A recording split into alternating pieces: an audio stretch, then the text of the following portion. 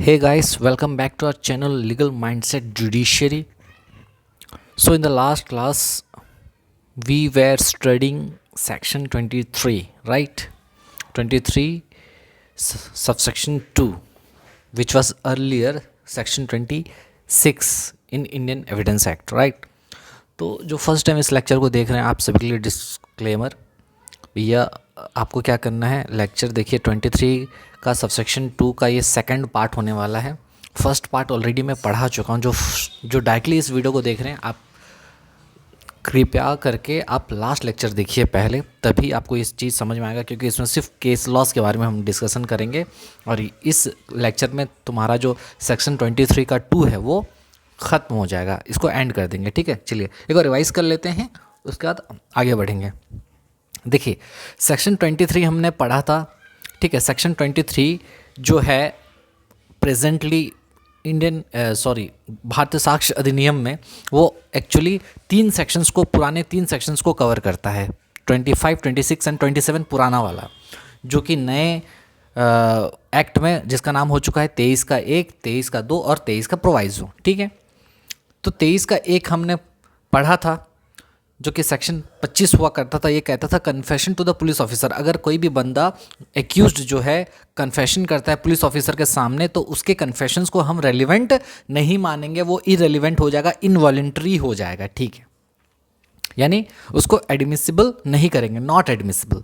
फिर हमने पढ़ा था, ठीक है, पुलिस के सामने कन्फेशन अगर इनएडमिसिबल है तो सर एक काम करते हैं, पुलिस के सामने कन्फेशन नहीं कर रहा बंदा, लेकिन पुलिस वहाँ पर मौजूद है, ठीक है, उसके और किसी के सामने कर रहा है, तो उस केस में भी क्या होगा, सेक्शन 23 के 2 में वो फॉल कर जाएगा। तो सेक्शन 23 का 2 क्या बोलता है, कन्फेशन अगर आप पुलिस कस्टडी में कर रहे हो, भले ही तो तीसरे बंदे के सामने कर रहे हो, लेकिन पुलिस के कस्टडी में कर रहे हो कन्फेशन, तो भी रेलिवेंट नहीं मानेंगे, इरेलीवेंट मानेंगे। समझ में आया?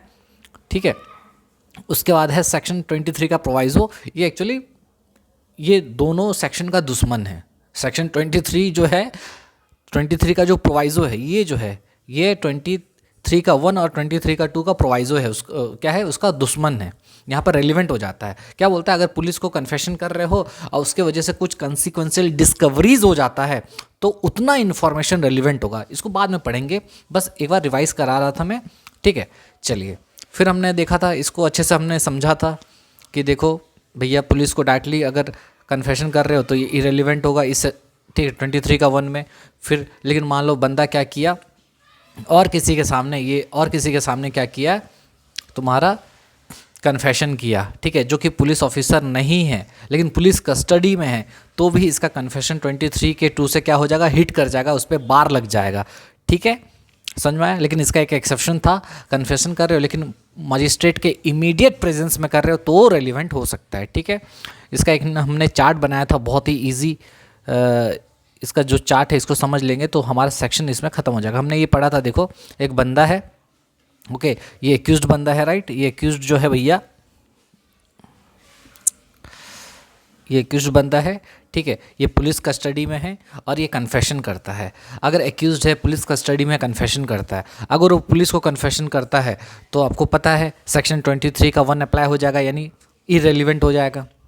ठीक है, अगर वो दूसरे बंदे को करता है लेकिन वहाँ पर दूसरे बंदे को कर रहा है लेकिन वहाँ पर पुलिस के कस्टडी में कर रहा है, तो भी क्या हो जाएगा, तुम्हारा इरेलीवेंट हो जाएगा और सेक्शन 23 का 2 वहाँ पर अप्लाई हो जाएगा। ठीक है, ये लग केस। ठीक है, उसके बाद हमने ये देखा, अगर पुलिस के कस्टडी में हो लेकिन मजिस्ट्रेट के सामने कर रहे हो, तो उस केस में वो क्या हो जाएगा, एडमिसिबल हो जाएगा, जो कि इसका एक्सेप्शन है। ठीक है, और एक चीज़ हमने देखा था, आप पुलिस के कस्टडी में हो, पुलिस के सामने कर रहे हो, लेकिन वहाँ पर मजिस्ट्रेट भी है, तो पुलिस के सामने किए ना, पुलिस के सामने किए तो भैया इरेलीवेंट सीधा। ठीक है, चलिए, ये जो चार्ट है सब इसमें सारा चीज़ कवर हो जाता है। फिर हमने देखा था कि पुलिस कस्टडी का क्या मतलब होता है, बहुत ही इसको भी समझा था हमने, चार्ट से चार्ट ही पढ़ लेते हैं। देखिए, हमने देखा था कि पुलिस कस्टडी का मतलब सिर्फ भैया वाइडर सेंस में आपको समझना है, आपको नैरो सेंस में नहीं समझना है कि पुलिस कस्टडी मतलब बस हिरासत में ले लिया हो गया, हाँ, physical custody, that is not right. Police custody includes different aspects, right. It is understood in wider sense, समझ में आया। तो इसमें सिर्फ फिजिकल कस्टडी नहीं आता, इसमें दो चीज़ चेक किया जाता है कि देखो क्या बंदे का मूवमेंट्स को कंट्रोल किया गया था, क्या किसी तरीके का इनडायरेक्ट कंट्रोल किया गया था क्या, वो भी उसको भी क्या बोलेंगे, पुलिस कस्टडी बोला जाएगा। फिर हमने ये देखा था कि पुलिस कस्टडी में है या नहीं है, उसका टेस्ट क्या था कि अगर जब वो कन्फेशन कर रहा था बंदा तो उस वक्त वो क्या फ्री मैन था। अगर फ्री मैन था, अगर इसका मतलब फ्री मैन है, उस पर किसी प्रकार का दबाव नहीं है, यानी वो पुलिस कस्टडी में नहीं है। अगर फ्री मैन नहीं है यानी वो पुलिस कस्टडी में है। उसी तरीके से अगर उसके मूवमेंट्स को कंट्रोल किया गया था पुलिस के द्वारा डायरेक्टली या इनडायरेक्टली, अगर किया गया था तो वो पुलिस कस्टडी में है, अगर नहीं किया गया था तो वो पुलिस कस्टडी में नहीं है। समझ में आया? तो इसको अच्छे से देख लीजिएगा। ओके, फिर ये हमने एग्जाम्पल वगैरह देखा था। अब यहाँ से हम स्टार्ट करेंगे तुम्हारा केस लॉज।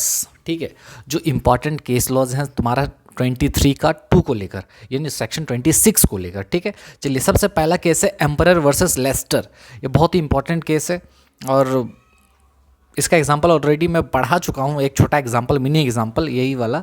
ठीक है, कहाँ गया ये चौकीदार वाला, उसी टाइप का एग्जांपल है। यहाँ पर देखो 1895 बॉम्बे हाई कोर्ट का इसमें डिसीजन है। देखिए क्या हुआ था, मैं निकाल लेता हूँ भैया।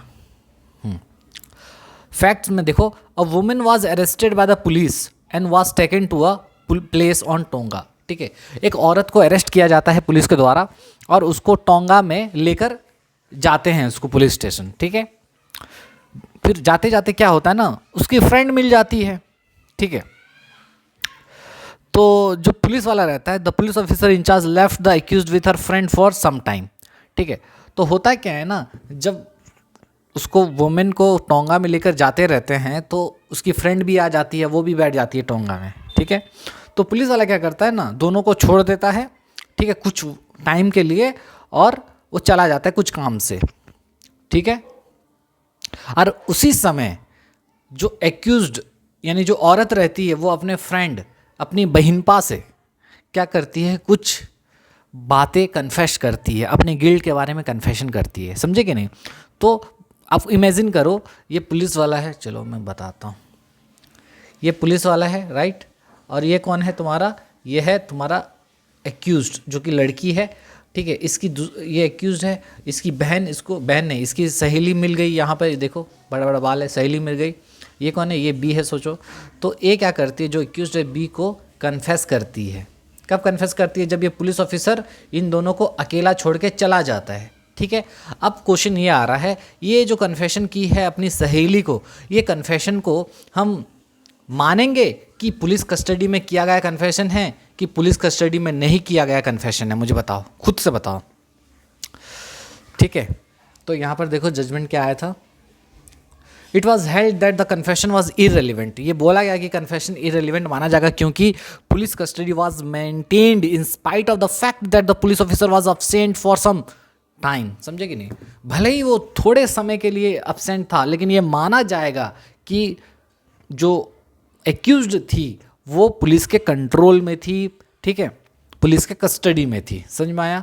अच्छा, इसमें की ऑब्जर्वेशन, ये जो ऑब्जर्वेशन वगैरह है बहुत इंपॉर्टेंट है आपके एग्जाम के लिए, आपके कंसेप्ट के लिहाज से बहुत इंपॉर्टेंट है। इसमें जो ऑब्जर्वेशन जो कोर्ट ने दिया है, ऑब्जर्वेशन देखिए, सबसे पहले कोर्ट ने क्या कहा इसमें, इन्होंने कहा भैया देखो, कन्फेशन टू एनीवन, अगर आप किसी भी बंदे को कन्फेशन करते हो,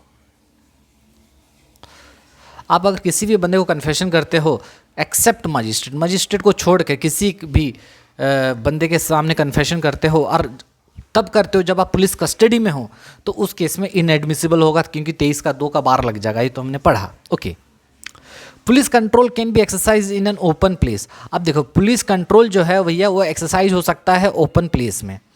okay, and in the course of journey में भी। मतलब समझे कि जो ओपन प्लेस मतलब खुला जगह है।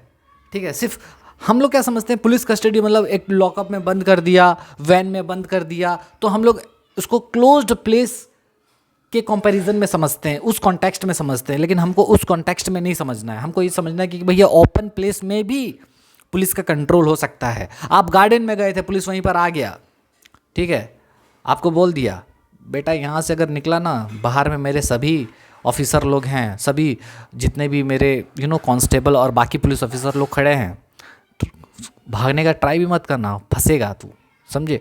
तो इस तरीके से आपको डरा दे रहा है, बोल रहा है, तो इसको भी हम लोग क्या बोलेंगे, पुलिस कस्टडी बोलेंगे। तो ओपन प्लेस में भी पुलिस का कंट्रोल एक्सरसाइज किया जा सकता है, और in the course of journey के दौरान भी पुलिस का कंट्रोल एक्सरसाइज किया जा सकता है। जैसे हमारे इस क्या बोलते हैं केस लॉज में, लेस्टर वाले केस में क्या हुआ था, जर्नी के दौरान ही पुलिस कंट्रोल को एक्सरसाइज किया गया कि नहीं। Okay, it need not necessarily be confined to 4 walls of prison. Obviously वही चीज़, ये ज़रूरी नहीं है कि 4 दीवार के अंदर ही पुलिस कस्टडी मेंटेन होगा। Okay, there is no distinction between lawful and unlawful police custody. और एक चीज़ है, देखिए, और यहाँ पर लॉफुल कस्टडी अनलॉफुल कस्टडी बोल के कोई चीज़ नहीं है, कस्टडी कस्टडी है, ठीक है।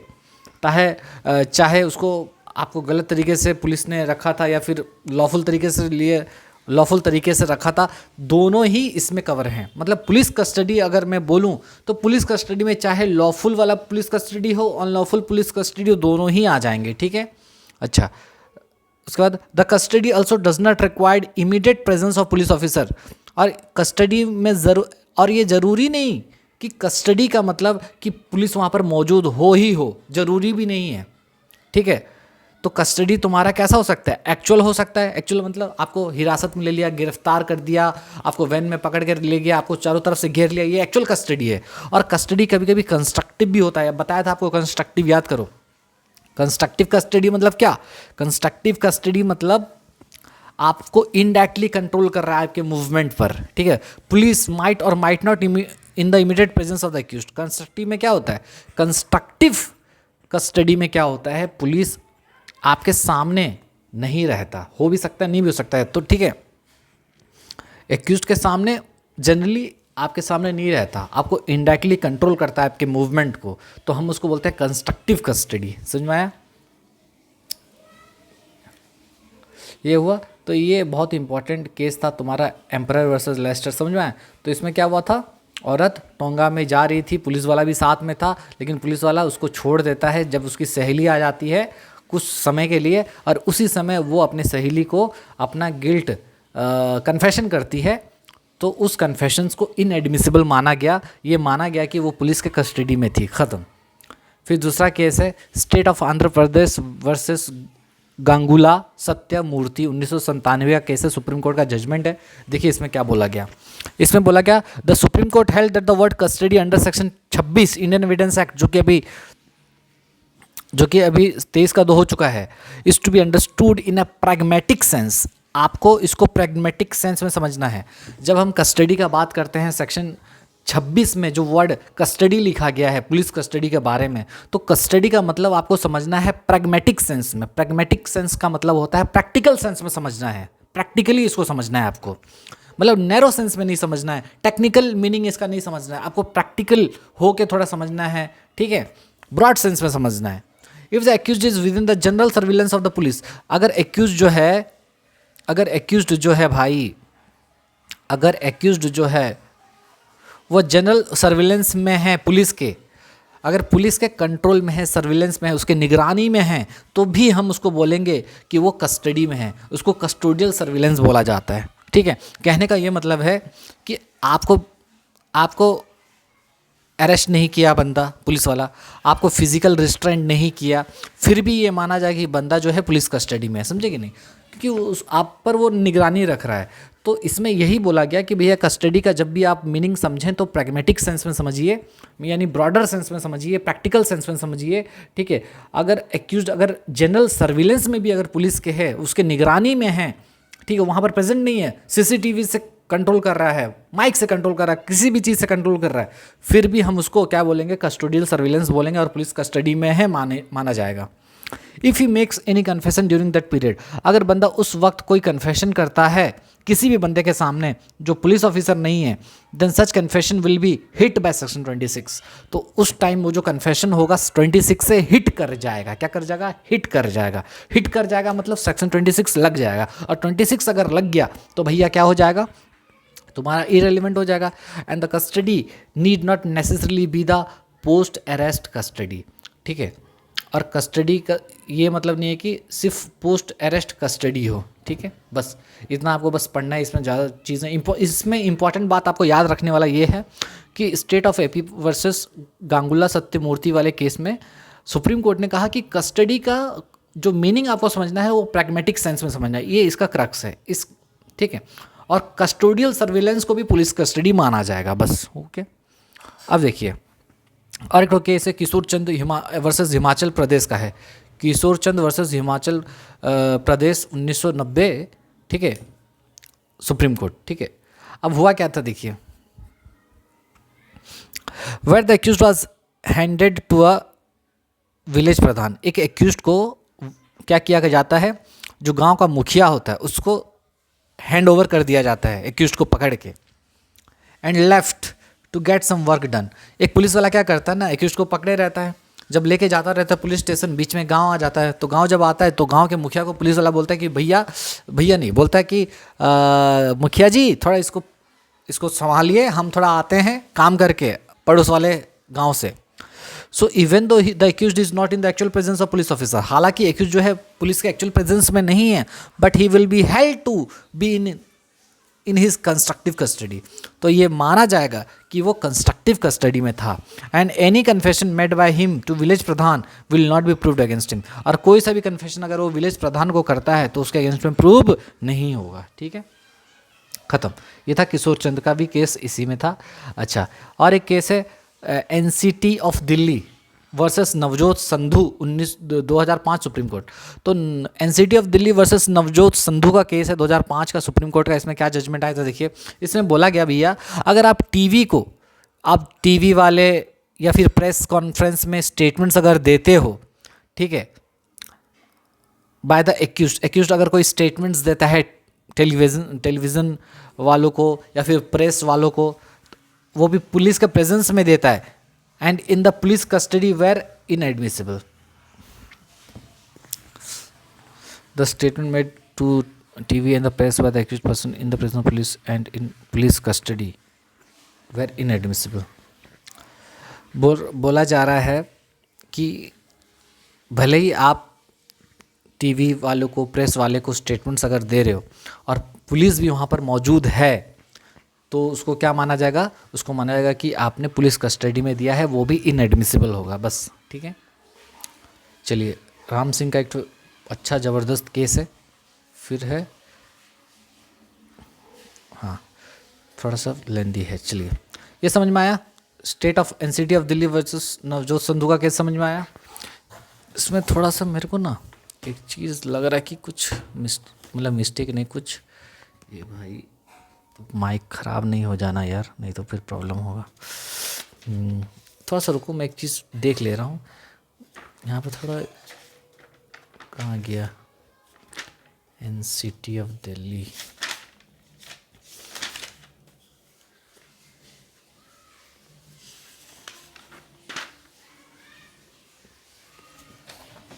accused person in the presence of police custody and in police and in police custody।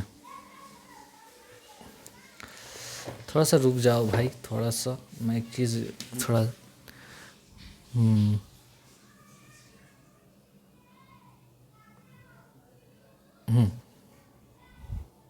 हाँ वही चीज़, हाँ मैं थोड़ा एक चीज़ चेक कर रहा था, स्टेटमेंट में कुछ गलती तो नहीं है। हाँ तो सही है कि NCT of Delhi versus Navjot Sandhu के केस में बोला गया, सुप्रीम कोर्ट ने ये कहा कि अगर आप टीवी मीडिया को अगर कोई स्टेटमेंट्स देते हो और वो भी किसके सामने देते हो, पुलिस के प्रेजेंस में देते हो, पुलिस कस्टडी में देते हो, तो भी इनएडमिसिबल होगा, ठीक है। चलिए, एक राम सिंह का बहुत इंपॉर्टेंट केस है, Ram Singh versus Sonia and others का केस है, ठीक है। ये बहुत ही इंपॉर्टेंट केस है समझने के लिए पुलिस कस्टडी को, 2007 का केस है, सुप्रीम कोर्ट का इसमें जजमेंट है। देखिए क्या हुआ था, इसमें सोनिया जो है वो एक्यूज्ड है, ठीक है। आपको पूरा केस अब समझना नहीं है, ठीक है, थोड़ा बहुत फैक्ट समझ लीजिए, उतनी काफ़ी है। सुनिए क्या हुआ था कि the Sonia had consumed poison and was admitted to hospital. जो सोनिया थी वो जहर पी ली थी और उसको हॉस्पिटल में एडमिट किया गया, ठीक है, लाइफ सेविंग ट्रीटमेंट के लिए।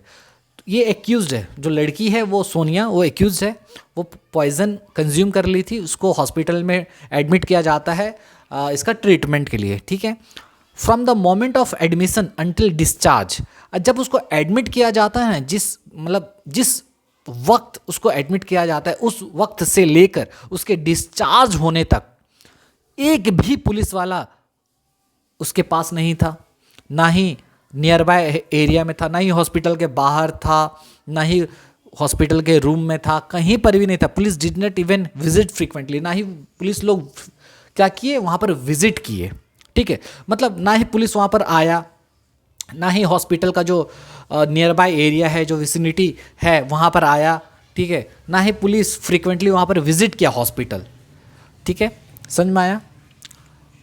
अब डिफेंस का क्या आर्गुमेंट था यहाँ पर देखिए, in this case the defence argued the, तो डिफेंस कौन हुआ, वही Sonia. Defence argued that a statement made by the accused while she was in hospital was hit by the bar of section 26। तो होता क्या है ना, सोनिया कुछ बोलती है, कुछ स्टेटमेंट्स देती है, ठीक है, तो कुछ स्टेटमेंट्स देती है, तो जो भी स्टेटमेंट्स वो देती है, फॉर एग्जांपल अगर वो कन्फेस अगर कर रही है, ठीक है, कन्फेशन कर रही है या फिर कोई चीज़ को एडमिट कर रही है, तो ये जो सोनिया का कहना था, ठीक है, मैं अगर कोई चीज़ बोली तो उस वक्त तो पुलिस वाले वहाँ पर मौजूद नहीं थे ना भाई, तो वो चीज़ किस तरीके से, एक सेकेंड,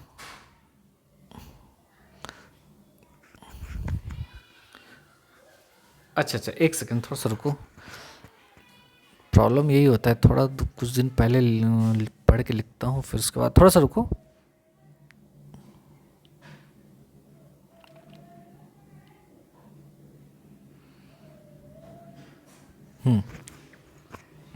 हाँ, अच्छा, सुनो, तो इसमें क्या हुआ, अब सोनिया कुछ कन्फेशन वगैरह की, राइट, तो अब इसका डिफेंस था, ये सोनिया का कहना था, देखिए उस वक्त मैं जो हॉस्पिटल में जो भी स्टेटमेंट्स दी, ठीक है, वो जो स्टेटमेंट होगा वो सेक्शन 26 से हिट कर जाएगा। मतलब वो ये कहना चाहती है, वो सेक्शन 26 का बेनिफिट्स लेना चाहती है, वो ये बता रही है कि हॉस्पिटल में मैं जो कन्फेशन की हूँ, ठीक है, उसको माना जाना चाहिए कि वो पुलिस कस्टडी में किया गया कन्फेशन है, समझ में आया। तो ये डिफेंस लेना चाहती है कौन, तुम्हारा सोनिया। सुप्रीम कोर्ट ने क्या बोला, देखो, supreme court rejected this, supreme court rejected कर दिया, क्या बोला कि providing a very clear definition of when a hospital stay does not count as police custody.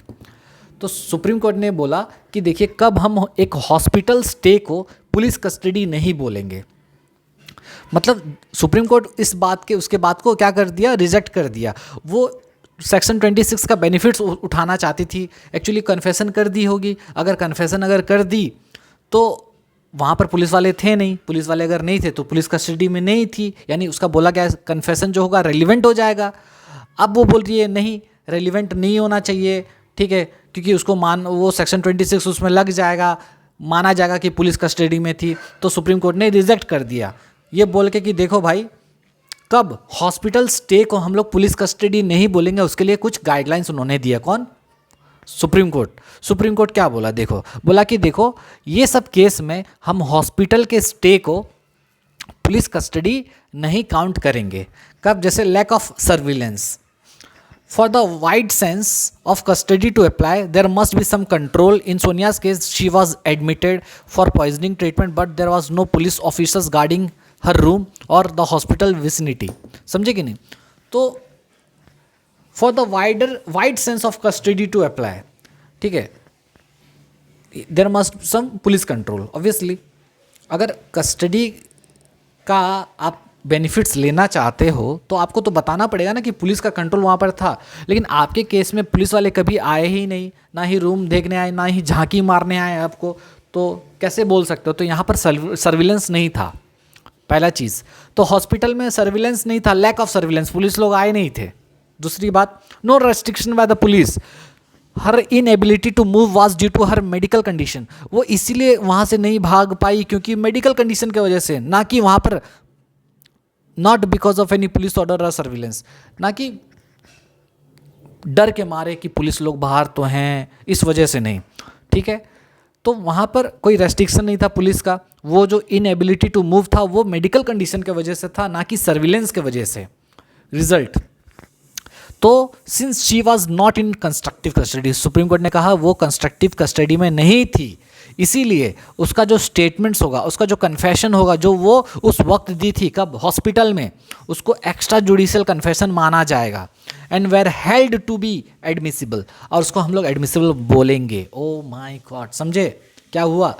तो इस केस में हुआ क्या, एक लड़की, अब ब्रीफली बताता हूँ, लड़की क्या की, कन्फेशन करती है हॉस्पिटल में जाके, वो पॉइज़न खा लेती है, पॉइज़न पी लेती है, खा लेती है, जो भी यार, ठीक है। उसके बाद हॉस्पिटल में ले लिया जाता है उसको। हॉस्पिटल में जब जाती है तो वो कुछ कन्फेस करती है डॉक्टर के सामने अपना गिल्ट को, ठीक है।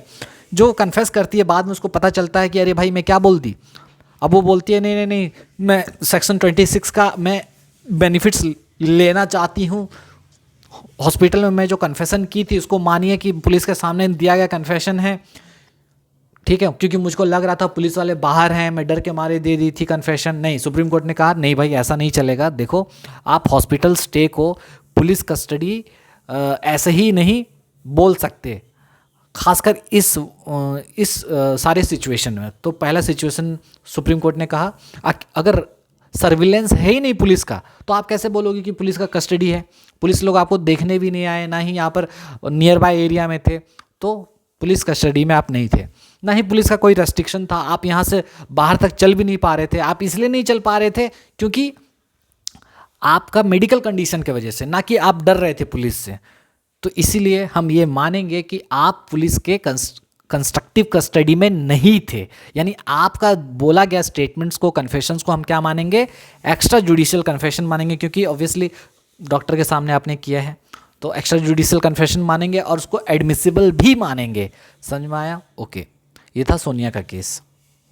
अब है इसका एक्सेप्शन। एक ही एक्सेप्शन है, आपको पता है कि पुलिस के कस्टडी में हो, पुलिस के कस्टडी में हो, लेकिन अगर मजिस्ट्रेट के सामने आपने कन्फेशन किया है तो वो रिलेवेंट हो जाएगा, तब वो क्या हो जाएगा? एडमिसिबल हो जाएगा। आइए इसको पढ़ते हैं क्या आप कहना चाहते हैं।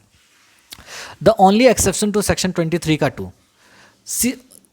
एक ही एक्सेप्शन 23 का 2 का जो है, 23 का 2 का एक ही एक्सेप्शन जो है, the only exception to section 23 का 2 इज दैट क्या, if confession is made in police custody but in the immediate presence of magistrate then such confession will be valid. ठीक है, तो एक ही एक्सेप्शन है 23 का 2 का, और वो ये है कि अगर आप पुलिस के कस्टडी में हो और आप कन्फेशन करते हो, वो भी किसके सामने? मजिस्ट्रेट के इमीडिएट प्रेजेंस में, तब उस केस में आपके कन्फेशन को हम वैलिड मान लेंगे। ठीक है, वैलिड मान लेंगे। ठीक है, ठीक है, समझ में आया? उसके बाद क्या भाई? उसके बाद the presence of magistrate rules out the torture and ensures free voluntary confession. Obviously magistrate का जो प्रेजेंस होता है वो टॉर्चर को हटा देता है और फ्री एंड वॉलंटरी कन्फेशंस को इंश्योर करता है। ठीक है, अच्छा, immediate presence means presence in the same room. अच्छा, इमीडिएट प्रेजेंस का मतलब क्या होता है? इमीडिएट प्रेजेंस का मतलब होता है presence in the same room. Same room में हो आप कन्फेशन किए, किसके सामने? मजिस्ट्रेट के सामने। ये कहना एक्चुअली चाहता है, हम BNSS में सेक्शन 164 पढ़े थे, BNSS नहीं, CRPC में, जो कि अभी 183 हो चुका है, तो उसी को ये कंफर्म कर रहा है कहीं ना कहीं। देखिए, जो तुम्हारा सेक्शन 26 जो है, जो 23 का 2 है, वो कंट्रोल कौन से सेक्शन से होता है? ये बहुत इंपॉर्टेंट है। It is controlled by section 164 of the CRPC और 183 ऑफ द BNSS। याद करो, जब पुलिस वाले को लगता है कि आप कोई इंपॉर्टेंट स्टेटमेंट दे रहे हो और पुलिस को लगता है अगर मेरे सामने दिया तो वो तो इनएडमिसिबल हो जाएगा, तो क्या करें? चलो इसको डायरेक्टली कहाँ लेके चलते हैं? मजिस्ट्रेट के पास लेके चलते हैं। वहाँ पर अगर ये अपना स्टेटमेंट दे देती है या फिर दे देता है, कन्फेशन दे देता है, तो भैया रेलिवेंट हो जाएगा। तो याद करो, 164 में ले जाते थे मजिस्ट्रेट के पास, याद है कि नहीं? तो क्या बोलता है देखिए, and makes the confession relevant only when. तो क्या बोला जा रहा है कि देखो, ये जो सेक्शन 26 है ये एक्चुअली 164 के द्वारा कंट्रोल होता है, जो कि अभी 183 हो चुका है BNSS में। And makes the confession relevant, और कन्फेशन को रिलेवेंट करता है, लेकिन कब? अगर आपने पुलिस के सामने किया है कन्फेशन, और दूसरा है such confession is recorded as per the procedure laid down under section 164 and 183 BNSS। देखिए, इसमें क्या कहना चाहता है? आपको लगेगा सर आप तो बस पढ़ दिए हो, अब मैं आपको समझाना चाहता हूँ इसमें क्या बात है। देखिए, इसमें बोला गया सेक्शन 23 का सेक्शन 23 का सब सेक्शन 2 हमने दो चीज़ पढ़ा, एक जनरल रूल पढ़ा, क्या GR जनरल रूल हमने क्या पढ़ा कि भैया नेक्स्ट पेज में आ जा रहा है क्या, हमने ये पढ़ा कि देखिए अगर आप कन्फेशन करते हैं, ठीक है, आप कन्फेशन कर रहे हैं वो भी पुलिस के कस्टडी में, ठीक है, इन पुलिस कस्टडी, लेकिन मजिस्ट्रेट के इन पुलिस कस्टडी में, और किसके सामने कन्फेशन कर रहे हैं, एनीबडी, कौन, एनीबडी, तो उस केस में ये क्या हो जाएगा, नॉट रेलिवेंट होगा, इनएडमिसिबल होगा। इसका एक्सेप्शन हमने पढ़ा कि रुको, आप पुलिस कस्टडी में हो, हाँ पुलिस कस्टडी में है, ठीक है, आप कन्फेशन कर रहे हो, हाँ हम कन्फेशन कर रहे हैं, लेकिन आप कन्फेशन किसके सामने कर रहे हो, हम कन्फेशन कर रहे हैं मजिस्ट्रेट के सामने, तो उस केस में भैया बोला गया कि ये क्या हो जाएगा, ये रेलिवेंट हो जाएगा। ओ माय गॉड, यानी ये एडमिसिबल हो जाएगा। आप इस यहाँ पर क्या कर रहे थे, जनरल रूल में एनीबडी के सामने कर रहे थे तो नॉट रेलिवेंट हो रहा था, लेकिन यहाँ पर आप भले ही पुलिस के कस्टडी में हो लेकिन आप मजिस्ट्रेट के सामने कन्फेशन कर रहे हो तो रेलिवेंट हो जाएगा इसके एक्सेप्शन के हिसाब से। लेकिन यहाँ पर और एक चीज़ है समझने वाला, यहाँ पर बोला गया कि देखिए सेक्शन 23 का 2 जो है इसको आपको साथ साथ पढ़ना पड़ेगा, यानी हारमोनियस कंस्ट्रक्शन याद करो, जनरल क्लॉजेस एक्ट का हारमोनियस कंस्ट्रक्शन जो बोलता है सेक्शन 183 BNSS के साथ आपको पढ़ना चाहिए ये सेक्शन को। ये कहने का ये मतलब है कि BNSS का 183 में बोला गया है कि भैया जब भी मजिस्ट्रेट के सामने आप कन्फेशन करोगे, कन्फेशन बिफोर मजिस्ट्रेट, अगर कन्फेशन करोगे बिफोर द मजिस्ट्रेट तो उस केस में आपको कुछ प्रोसीजर फॉलो करने पड़ेंगे, ठीक है, और वो प्रोसीजर जो होगा एज पर इस सेक्शन होना चाहिए, यानी द प्रोसीजर जो होगा सेक्शन 183 में जो भी प्रोसीजर दिया गया है उसको फॉलो करना पड़ेगा, तभी कन्फेशन क्या होगा, रेलिवेंट होगा, तभी वो वैलिड माना जाएगा। ओहो, कहने का ये मतलब है तो 183 इसके लिए पढ़ना पड़ेगा। तो 183 अब पढ़ने के लिए आप मेरा यूट्यूब चैनल देख लीजिएगा, और इसमें जो इम्पॉर्टेंट चीज़ है वो मैं बता देता हूँ। एक्चुअली इसमें ये बोला गया कि कन्फेशन अगर मजिस्ट्रेट के सामने कर रहे हो तो उसके लिए कुछ प्रोसीजर है। जैसे मजिस्ट्रेट के सामने जब कन्फेशन करोगे तो मजिस्ट्रेट आपको पहले क्या करेगा, वार्न करेगा। देखो आप जो कन्फेशन अगर कर रहे हो, पहले क्या बोलेगा, मजिस्ट्रेट बोलेगा आप कन्फेशन करने के लिए बाउंड नहीं हो, लेकिन अगर आप कन्फेशन करते हो तो ये आपके अगेंस्ट में एक एविडेंस की तरह काम कर सकता है और आपको क्या हो सकता है, आपको इसके लिए पनिशमेंट हो सकता है। समझे कि नहीं? ओहो, ठीक है, इस तरीके से वार्निंग दिया जाता है जो कि प्रोसीजर का पार्ट है सेक्शन 183 का, ठीक है। तो इसीलिए बोला गया कि मजिस्ट्रेट के सामने किए तो रेलिवेंट तो होगा, लेकिन भैया प्रोसीजर को भी फॉलो करना। अगर प्रोसीजर फॉलो नहीं करोगे तो भैया क्या हो जाएगा, इनवैलिड हो जाएगा। समझ में आया कहने का मतलब? जी हाँ। अब समझिए, अब यहाँ पर चलिए देखिए क्या हुआ था। एक केस पढ़ते हैं यहाँ पर, एक एग्जाम्पल यहाँ पर लिखा हूँ, ठीक है, मुझे बताना क्या हुआ था कि एक एक्यूज्ड है, ठीक है, वो एक घूस का डिमांड करता है, ठीक है, घूस का डिमांड करता है। एक ट्रैप अरेंज किया जाता है, उसको पकड़ने के लिए एक ट्रैप अरेंज किया जाता है, उसको एक बंगला में बुलाया जाता है, ठीक है। चाय वाय पीने के बाद जब वो उस बंगला जाता है, एक्चुअली एक बंदा है जो ब्राइब लेना चाहता है, डिमांड करता है, तो उसको ब्राइब लेने के लिए एक बंगला में बुलाया जाता है कि इस बंगले में आओ, आप ले जाना अपना जो भी आपका जो भी खर्चा पानी होता है ले जाना। तो जब बंगला में आता है तो पैसा ले लेता है, मस्त बहुत सारा पैसा, और अपना ब्रीफ केस या फिर कहीं पर भी रखा रहता है और जस्ट बंगला से निकल के आता रहता है। जैसे ही आता है वहाँ पर when he came out he was followed by the magistrate and sub inspector. वहाँ पर क्योंकि इसके बाद को कॉल रिकॉर्डिंग वगैरह जो भी है इसको सब ट्रेस कर रहे थे, तो वहाँ पर मजिस्ट्रेट और सब इंस्पेक्टर सब कोई मौजूद रहते हैं, ठीक है। उसी वक्त मजिस्ट्रेट उसको बोलता है भैया रुको, magistrate called him to stop, बोलता है रुको, और उसको बोला जाता है he was informed that he would be search for accepting illegal gratification, और उसको बताया जाता है कि तुम्हारा तलाशी लेना पड़ेगा, तुमने घूस लिया है बोल के। और ड्यूरिंग द इंटरेक्शन के दौरान the accused made the certain statements confession like, ठीक है। और उसी इंटरेक्शन में जो एक्यूज्ड होता है वो एडमिट कर लेता है, कन्फेस कर लेता है कि हाँ मैं घूस लिया हूँ बोल के। अब मुझे बताओ यहाँ पर देखो ये जो बंदा है, यहाँ पर देखो जो बंदा है वो कौन है? बंदा एक्यूज्ड है, जी हाँ। यहाँ कौन है? एक्यूज्ड है। एक्यूज्ड क्या कर रहा है? कन्फेशन कर रहा है, बिल्कुल। कन्फेशन किसके सामने कर रहा है? यहाँ पर पुलिस कस्टडी में है कि नहीं? ऑब्वियसली सब इंस्पेक्टर था, पुलिस कस्टडी में है। और कन्फेशन किसके सामने कर रहा है? मजिस्ट्रेट के प्रेजेंस में कर रहा है, बिल्कुल सामने है मजिस्ट्रेट।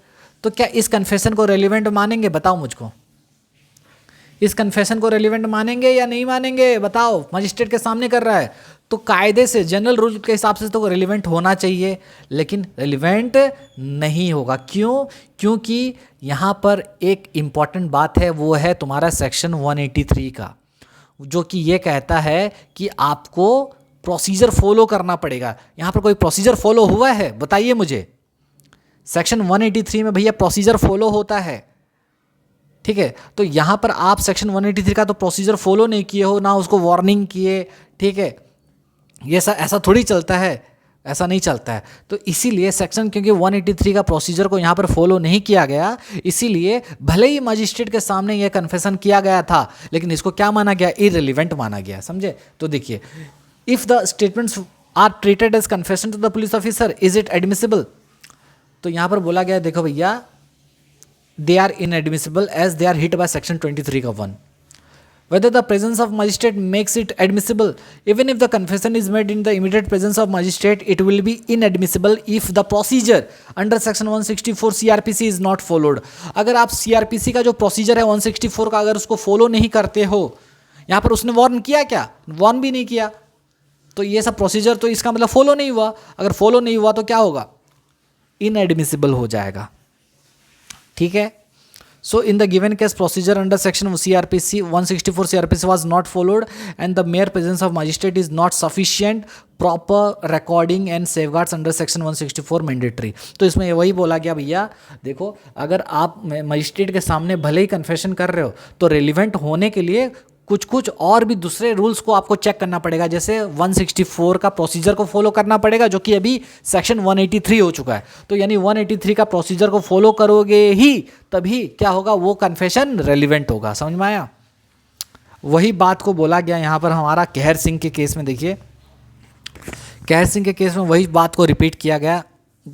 देखिए क्या बोला गया, supreme court held that confession recorded by the magistrate will be admissible in evidence only if it is recorded in compliance with the provisions of section 164 CRPC, जो कि अभी 183 हो चुका है। इसमें बोला गया 1988 का सुप्रीम कोर्ट का जजमेंट है कहर सिंह वर्सेस स्टेट, उसमें यह बोला गया कन्फेशन अगर मजिस्ट्रेट के द्वारा रिकॉर्ड किया जा रहा है वो एडमिसिबल तभी होगा, वो एविडेंस में तभी उसको लिया जा सकता है जब सेक्शन 164 के प्रोसीजर को उसने क्या किया है? फॉलो किया है। तो if there is any irregularity, अगर उसमें इरेगुलरिटी मिला in recording the confession, then it will be admissible only if irregularities were curable. ये तभी एडमिसिबल होगा जब उस इरेगुलरिटीज को क्यूरेबल करोगे अंडर सेक्शन 463 CRPC, जो कि अभी 509 हो चुका है। तो क्या बोला गया? कहर सिंह में वही बोला गया, अगर मजिस्ट्रेट कन्फेशन रिकॉर्ड करता है अक्यूज्ड का तो भैया प्रोसीजर फॉलो करना पड़ेगा तो ही वो वैलिड होगा, वरना इनवैलिड हो जाएगा। अगर इनवैलिड अगर हो गया तो भैया क्या होगा? इनएडमिसिबल हो जाएगा, ठीक है। यानी सेक्शन 26 उस पर अट्रैक्ट हो जाएगा, ठीक है। अब देखो स्टेट ऑफ यूपी वर्सेस सिंघाड़ा सिंह का भी एक केस है 1964 का। इसमें क्या बोला गया था? सेम चीज़, वही चीज़ बोला गया। Supreme court held that oral confession made in the immediate presence of magistrate, अगर आपने मजिस्ट्रेट के सामने कन्फेशन किया है तो वो इनएडमिसिबल होगा। कब? कब? एक ही रूल है, जब प्रोसीजर जो दिया गया है 164 में अगर उसको फॉलो नहीं किया गया है तो समझे। यानी 164 बहुत इंपॉर्टेंट है, 183 जो अभी हो चुका है। तो 183 को एक बार आप पढ़ लीजिएगा, उसमें बहुत सारा प्रोसीजर वगैरह फॉलो करना पड़ता है कन्फेशन को रिकॉर्ड करने के लिए, ठीक है। जिसमें से एक प्रोसीजर क्या है? वार्निंग देना। क्या देना? वार्निंग देना कि आप कन्फेशन करने के लिए बाउंड नहीं हो, अगर कन्फेशन करोगे तो आपके अगेंस्ट में यूज़ हो सकता है, ऐसा उसको बताना, तभी कन्फेशन का रिकॉर्डिंग करते हैं। तो कुछ प्रोसीजर उसमें दिया गया है। तो सेक्शन 183 जब आप पढ़ोगे तो और क्लियर हो जाएगा। तो मैं इसका रिकॉर्डिंग 183 ऑलरेडी मैं पढ़ा चुका हूँ, BNSS का एक बार चेक कर लीजिएगा, ठीक है। चलिए, so this is all about our section 23 का 2 यहाँ पर होता है ख़त्म। समझ में आ गया? ठीक है। अब देखो ये है एक चार्ट जो कि अभी तक हम जो पढ़े हैं उसका एक ब्रीफ आपको बताता है कि रेलिवेंट क्या है, क्या इरेलीवेंट है। देखिए इसको अगर ध्यान से देखोगे तो हमने पढ़ा कन्फेशन के बारे में, तो हमने कन्फेशन के बारे में पढ़ा तो कन्फेशन कब रेलिवेंट हो रहा है और कब इरेलीवेंट हो रहा है और कब रेलिवेंट हो रहा है। इरेलीवेंट कब हो रहा है हमने पढ़ा, जब आप सेक्शन 22 का पारा 1 जब हमने पढ़ा तो उसमें क्या बोला गया था, कन्फेशन में अगर इंड्यूसमेंट, थ्रेट, प्रॉमिस और कोर्जन होता है, अगर कन्फेशन आईटीपीसी से क्या हो जाता है, अफेक्ट हो जाता है, तो वो इरेलीवेंट हो जाएगा, जो कि 22 का 1 पारा 1 बोलता था। फिर हमने 23 का 1 पढ़ा, पुलिस के सामने कन्फेशन किए तो इरेलीवेंट हो जाएगा। फिर हमने पढ़ा 23 का 2, अभी हमने जस्ट खत्म किया कि किसी भी बंदे को कन्फेशन करते हो लेकिन पुलिस कस्टडी में करते हो तो भी वो क्या हो जाएगा, इरेलीवेंट हो जाएगा। तो ये सब था इरेलीवेंट होने का, ठीक है, जो कि पुराना था 24, 25, 26। फिर हम पढ़े कब रेलिवेंट मानेंगे, तो सबसे पहले हमने पढ़ा था सेक्शन 22 का प्रोवाइजो 1। इसमें ये पढ़ा था कि अगर कन्फेशन दिया जा रहा है वो भी कब, आईटीपीसी के इम्पैक्ट को हटाने के बाद। आईटीपीसी यानी इंड्यूसमेंट, थ्रेट, प्रॉमिस और कोर्जन का इम्पैक्ट को हटा के कन्फेशन किया जा रहा है तो रेलिवेंट हो जाएगा, ठीक है, ये ऑलरेडी पढ़ चुके हैं। फिर हमने सेक्शन 22 का प्रोवाइजो 2 देखा था, जिसमें ये बोला गया था कि सिचुएशन जो कि कन्फेशंस को इरेलीवेंट नहीं बनाते, और इसका लर्निंग टेक्निक क्या था, पैडल याद करो। मतलब कन्फेशन इस ग्राउंड पे इरेलीवेंट नहीं होंगे अगर वो अदरवाइज रेलिवेंट है। तो क्या था ग्राउंड, पहला था प्रॉमिस के ग्राउंड पे, याद करो। फिर क्या क्या था, एक था ड्रंक वाला, याद है कि नहीं। तो इसका मैं एक तो शॉर्टकट बनाया था पैडल, एक बार देख लेते हैं, मैं भी भूल जाता हूँ। मैं भी हूँ गजनी आप लोगों की तरह, इसका शॉर्टकट बनाया था। अब रिकॉर्डिंग लिखता नोट्स, देखिए बार बार टच में रहेंगे तो आपको याद रहेगा। बहुत ऊपर है, रुको, 22 बोलने से यहाँ थोड़ी हो गया, बहुत ऊपर होगा ये तो। देखो pedal, promise of secrecy, P4 मतलब कन्फेशन, ये सब ग्राउंड के वजह से आपका इरेलीवेंट नहीं होगा, यानी उसको रेलिवेंट मानना। पहला क्या था, promise of secrecy, P4 promise of secrecy, ठीक है। A for answering questions, D for deception और D फॉर ड्रंकन। फिर L फॉर था लैक ऑफ वार्निंग नहीं दिए तो, ठीक है। तो ये सब के ग्राउंड पे आप क्या नहीं कर सकते, कन्फेशन को इरेलीवेंट नहीं बना सकते, ठीक है, यानी रेलिवेंट हो जाएगा। पैडल याद रखिएगा, promise of secrecy, A for answering question, D for deception, D for drunk और L for lack of warning, ठीक है। A यहीं पर एक्स्ट्रा आ गया है, ठीक है। चलिए आगे चलो भैया, कहाँ गया रे,